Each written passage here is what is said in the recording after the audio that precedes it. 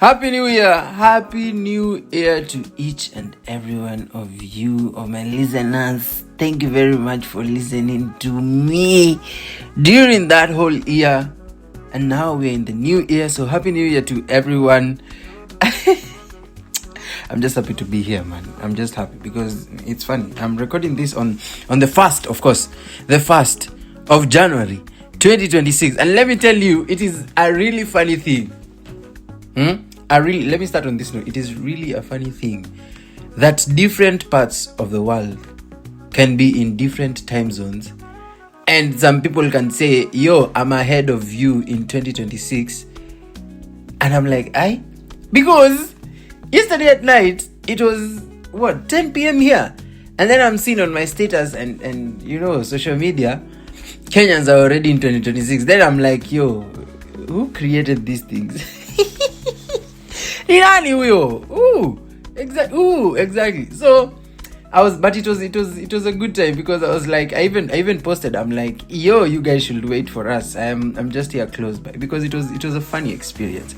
But anyway, thank you very much for coming to listen to this episode. So this is the Rekap 2025 episode, and I know there's a lot that we'll have to go into this particular episode, and I hope it won't be as long. I would love to make it as long, but I just don't want to risk that and bore anyone who's listening in. But yeah, 2025 was an year. Let me just say that, because first of all, why or how did that year go that fast? Because sometimes I sit down and I'm like, did I actually experience June and July, or it just passed over me? I still don't get it. It is not grasping in my fingertips, where I've experienced each and every month of 2025, because it was so damn fast. I even can't remember of things I was doing. But if you sit down and you actually think about it, then you will actually see how the year has been. Because for me, 2025 started on a very hopeful note. I was very hopeful because I was outside on the eve of crossing over to 2025, and I remember I was at this crossover, I don't know if I should call it party or crusade, in Nairobi, and it was a Christian, of course, crossover, and I remember I was actually praying to God to actually lead me through 2025.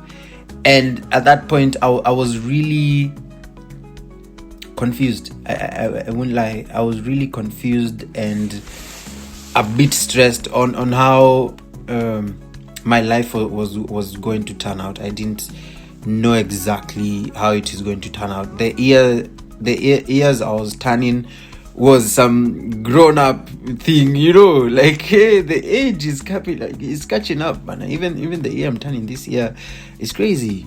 It's really crazy. And to actually realize that you're becoming a grown-up, like, people can look at you and say, yo, you're a grown-up, you should already know some things. And the feeling at that time was like, I'm still not yet a grown-up. There are things I really need to experience, and I would love to experience. So I was just there, asking God to just lead me through 2025. And so January started at a very sad and stressful note. There was a lot of things going on in my life, my personal life, and it was crazy, because the first month I was unemployed. I just cleared an internship I was at, and I was wondering, where exactly am I going? Because if these guys didn't keep me, then that means either my work wasn't as good, or life. And if you could see the economic situation back at home, Kenya, it's very, very sad to see, because there's a lot of people who are unemployed. So at that time, I got a call from a previous employer that I had worked with before, and she was like, yo, I need a person to come in, and I remember you were here, you we're here for a short stint, but I liked your work and we would like to, have you for longer. So I was like, oh, cool, okay, at least I'm not going to be like, no, I won't take this opportunity. Or I had nothing. So yeah, so the year started with me moving out from my grandmother's place, which was a really emotional thing for me, but it didn't really hit me until later on. But yeah, so it started with that. Then I got the job for a couple of weeks, and that's where now 2025 started being funny to me, because this particular job opportunity was supposed to last however long it will last. It was an open thing, but it was something that the employer herself was like, I would love to keep you long term. Now, during that time, I was also in the process of, not even in the process, but the opportunity to come to Denmark was, it came about during that time. And so I was at crossroads on what to exactly do with that kind of situation. To be honest, personally, I don't like being at crossroads in making decisions, but I think that's where you need community and family and everyone who's close to you to like chip in kidogo, and of course seeking God's will on everything that you're planning to do and take decisions and everything. So at that time I was like, yeah, let me do this job. And 2 weeks in, I was like, I will go. Not I will go. I had to have that conversation with the employer, and I was like, I have received another opportunity, but it's not as sure. So if anything happens, I am still here, but if anything happens, I will inform you. So it was during that whole process, and it is now that I'm recording that I realized, that year was long, because I started, I did an English test, which was a funny and crazy experience, because I actually didn't understand the law behind the law, not law as in Sharia, but lore behind English tests. And to me, I've always been like, why do we need to do English tests? But during that process is when I understood we actually need to do that, because the people who struggle with these different aspects of English as a language. And that experience, to me, I was like, okay, yes, I actually need to do this test. I appreciate the taste, but it is really expensive. So that's another story for another day. But yeah, so I did that. I had to wait. I had to submit my visa. I had to do a lot of things. And even in my head, I'm like, am I actually leaving the country? We will see, because that whole process was also anxious, because you don't know if your visa will be accepted or not, and you don't know what exactly you're going to do if it doesn't work out. So I was in this place, this workplace for a couple of, I think it was a month, because it was then in like mid-February that my former workplace, the boss that I had, called me, and she was like, hi Mungai, how are you? Did you get a job? I was like, yeah, I got a job. And then she said, okay, so I'm calling you to tell you of an opportunity for you to come back, and yeah, of course at a better pay, not as an intern, but they called it a casual, where you get paid as per the days you come into work. So yeah, that happened, and I was like, what do I do now? The former workplace, which was a job that I actually loved doing, taking photos and just being in that place, I liked it. It was a project that I would have loved to be there for longer, but that didn't work out. So I talked to my aunts, and I was like, I really loved this job and I would love to go back. Do you think it's the right decision? And they were like, you know what? This year has been, this year, that is 2025, is really a defining year for you, guys. So make a decision that you know would not hinder you in some kind of way. So in my head, I was like, I've applied for a visa to go to Denmark, and I have a job right now, and the former job is still calling me. So I was like, okay, I'll just go back. Which I still, I'm also, even with this story, I'm so disappointed with how that turned out, but it was also an experience, so I thank God. So I went back, and later on is when I realized this guy is thinking, like me coming back, they thought, he was probably desperate. So there was some type of way these guys were handling me, and I was like, yeah, you guys just don't know. So I decided I'm not even going to tell my boss that I'm actually leaving the country. So I decided, because now here's the funny part. These guys called me back for 3 months, and that was the exact time period that I needed to wait for my visa.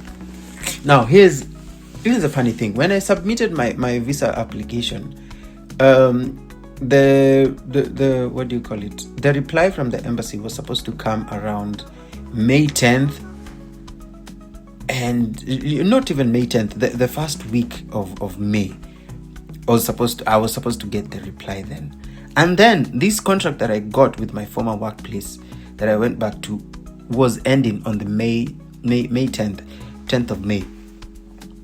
And I was like, hey, this thing is funny. Like, it's funny. Like, you will get an answer to something you're waiting for, and it will determine if you make the decision to stay to this place, because if they decide to keep you for longer, then what will you tell them? So that was also a conversation that was kind of kidogo it in my head. But yeah, so I decided to go back.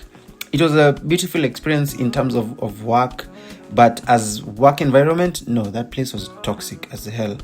And I didn't like how toxic it was, and how I also left the place.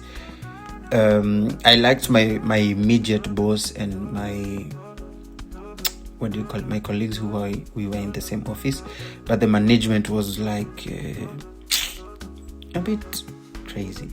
I don't know even why I'm talking about this, but yeah, it's part of the recap of 2025. So yeah. So that's what happened, and it ended on a very sour note, and it was an experience that I didn't really get to understand, because why, as a grown-up, would you have some kind of beef with somebody who's younger than you? It didn't make sense, to a point where this particular person was handling the situation in a very immature way. I will call it immature, because why the hell would you not give me a bottle of water just because you don't want to talk to me? I found out so crazy, and I was like, thank God I am leaving this place, because I don't know how I would have handled any more of that kind of treatment. Because during that whole 3 months, this particular person was really looking for me. Yo, kunitafuta. Direct translation. This person was really looking for me, kabisa. Ile yani, other people, my colleagues, were like, and this person is really. But I came to understand that later on, it's because that person always does that, so that you can go back when your contract is over, you can go back and kind of beg. And I think to her it looks like some kind of worship, where, I'm the one in authority, I'm the one doing all these things, so why are you not worshiping me? Because I remember one incident. She was like, every time she came to our office, she would greet everyone else and then go on about her business, and then in between the conversation she's having with any of my colleagues, then she would ask me, why are you not greeting me, Mungai? And I was like, you're the one who came to the office, you greet everyone else, but me, you want me to greet you just because I am lower than you? Oh my God. It was that crazy. It was that crazy. So that was another experience. So I left the place. I still miss the place because the people were so beautiful, and I actually loved the colleagues and the stories that were there. And I actually loved them because they also took me as me and allowed me to make jokes. They allowed me to be funny. So yeah, so that was that. And then my visa came in, and I was like, I told my boss, by the way, I'm leaving. I'm not taking any. I'm not asking for an extension. And then she was like, Munga, you see that? I'm like, yeah, nini. A very sad moment. But yeah, so yeah, that happened. Now it was time to like prepare myself to leave the country, and I had like a week because I traveled on the 17th of May, and yeah, I had to do all those things. I had to go out. I remember I went back to Juja, grandmother's place, and look for long sleeve shirts because I was like, yo, I'm going to a cold place, so I need to prepare. I don't want to spend money. Oh, my friend, if you ask me right now, don't ever carry clothes as much as I did, because I had 223 kgs bags, suitcases, all the way from Kenya. I think that was madness. I should have just carried essentials only, because when I arrived, until even now, where I'm like 6-7 months in, their clothes I've not worn yet, and I'm like, I should have left them. Right now I'm even thinking of just donating them. So yeah, it was an experience, and as you can see, I'm still learning through it.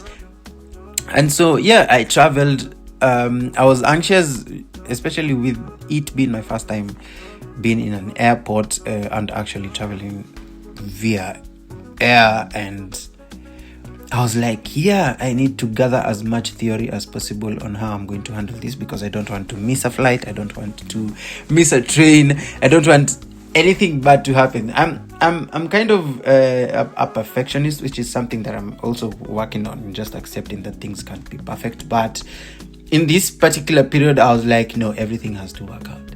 Everything. So it was a really good experience. I liked the travel. When you think about 8 hours of traveling, and when you look at the experience itself, you can tell the difference, because when you're waiting for it looks like a very long day of traveling. But when it came about, oh my god, it was snap like that. I was out of Kenya, landed in Egypt for my layover, which was like for 3 hours, and then from Egypt to now Copenhagen airport. And from Copenhagen now I took a train to my the closest train station that I had, and that was what's the name, Herning station. So yeah, which is basically one of the main stations that's close to me, train stations that is close to me. So yeah, that happened, got picked up by our employers, and yeah, so that was that. So it was a new experience for me, and the first thing that hit me was the long hours of daylight at that period, because even right now, when I'm speaking right now, it's now shorter. So darkness is coming, not darkness, but sunsets are at 3 p.m. Like right now, it's the sun is setting. So yeah, it's an whole experience that has happened. So, and I had to change careers, from being somebody who's into computers and doing graphic design and photography and everything else, and trusting on this particular short course that I did. Now I had to go and deal with cows, and it is funny. It is funny that life can do that to you, but learn to take every experience. Just take it. Don't be so rigid on one thing. Don't be so stuck on one thing. Do it. If you're studied for this one thing, go study another thing and do other things, man. Like, don't be so rigid. But yeah, so it has been a whole experience. I think all through the other episodes that I did, I have explained most of the experience that I've had in Denmark, especially with the communication barrier, which I'm still struggling with. And it's really, it's getting to me at sometimes, because I'm always like, no, I didn't mean that. There's something I wanted to tell you, and I really don't understand how I'm going to tell you. Now it's like we have to survive with basic communication, which to me is sad, because I'm a yapper.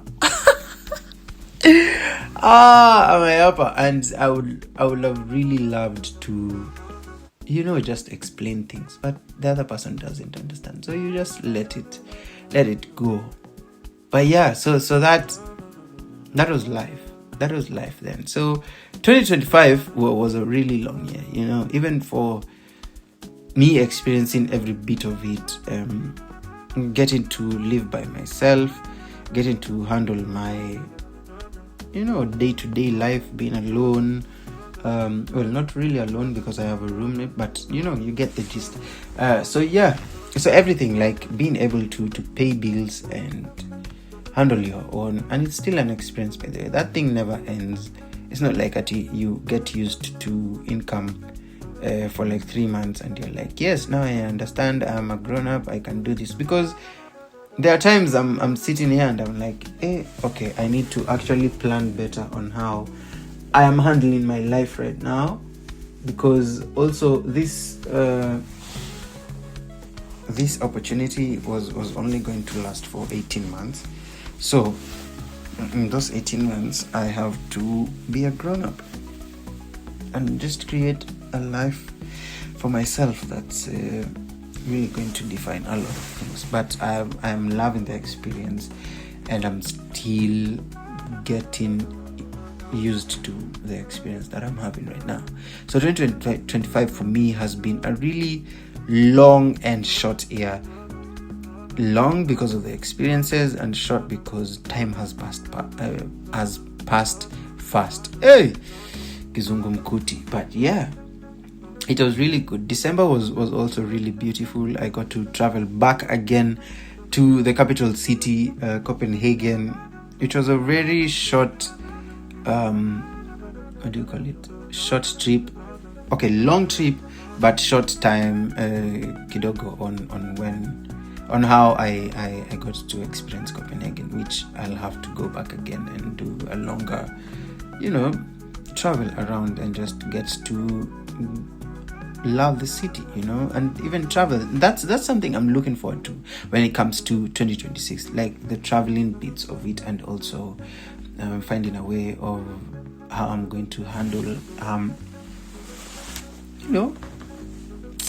the ending of my visa, which is still this year. So it's a beautiful experience.